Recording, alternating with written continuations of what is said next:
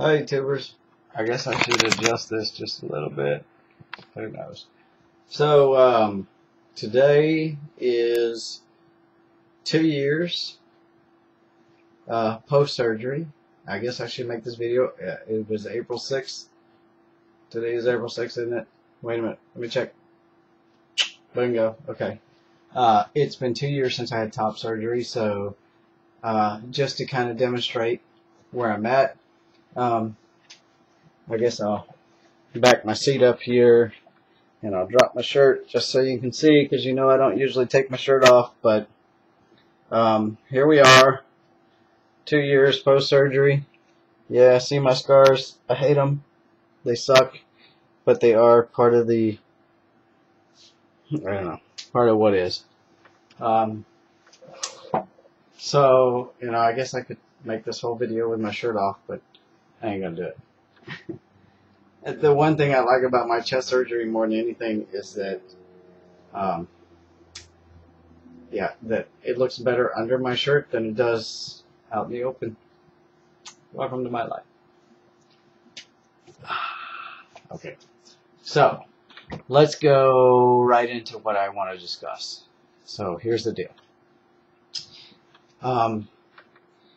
I'm going to make this a life update, and then I've got another video I'm going to make for you. And the other video is not going to be nearly as much fun or friendly, but it is what it is. So let's start with this one. 2 years post-surgery, and I couldn't be happier. Having a flat chest is the most beautiful, wonderful thing that ever happened to me, and I don't give a shit about the scars. I don't care about them. They don't bother me. They don't interfere with my daily life. In my house, and with the way I am around my house, simply is this. You don't come to my house if you don't know. And I get to be myself in my own home. It's real simple. So, that being said, then let me give you a little foresight into what's happened in the last week or so. And my, well, for back of a for, what?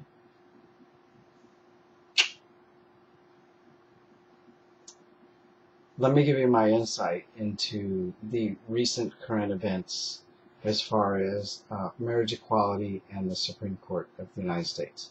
And I'm going to tell you this from a lawyer's perspective and then from a personal perspective. And I hope that I can put this in terms that most people understand. It will be a very different world for some of you. I know there's a lot of stuff that's gone around about what is the law, what should it be, what is marriage equality, what is gay marriage, how do we define these terms. So what I'd like to do is take a moment to kind of set this out in terms of something that makes a lot more sense. And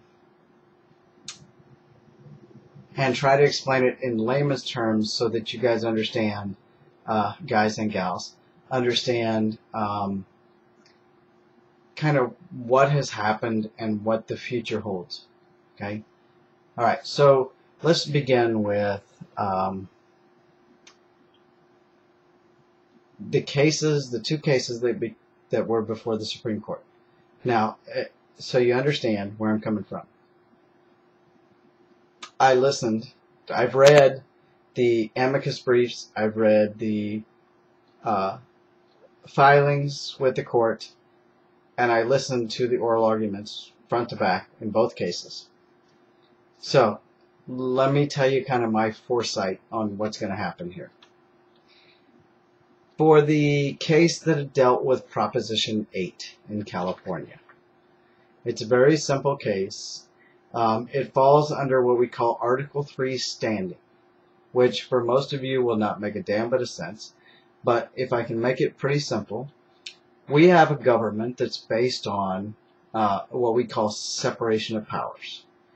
And on the federal level, we gave each branch of the government its powers based on what we call enumerated powers, which if I were to define that for you means we went 1, blah, blah, blah, 2, blah, blah, blah, 3, blah, blah, blah. Okay? Enumerated powers basically defines as we laid out your responsibilities, Congress, the President, and the judiciary, and we said these are the things that you are responsible for. Now, you can contrast that with states' rights, and the way the state legal system works is very different. At the state level, we say you have what we call the state police powers. Okay, so here's what happens. And here's the distinct difference, and hopefully I can make sense of this so it'll make sense to you. All right. The state can make laws to govern your life. Those laws that the state makes are presumed constitutional until proven otherwise. Okay? On the federal level, the federal government can only make laws that are confined by their rights to do so. The federal Constitution says that the Congress can make laws for blah, blah, blah, blah, blah. Okay? They're enumerated. 1, 2, 3, 4. Hence the term enumerated. Okay?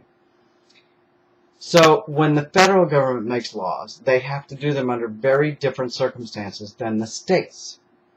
In other words, the federal government has to make their laws conform to a constitution that requires them to be a certain way, whereas the state governments can make laws more broadly until somebody says it either violates the state constitution or it violates the federal constitution. Okay? So the state law process is much more broad, which is why you hear about all these crazy laws about sodomy and bestiality and all these other stupid things that come up in various state laws, or why it is that states like Tennessee decide they need to make a bathroom law and states like Arizona decide they need to make a contraception law or something, because the state law is what governs most of your life. Okay? Alright, so now that long explanation boiled down to what happened in the Supreme Court. It's very simple. As far as Proposition 8 goes, as far as Proposition 8,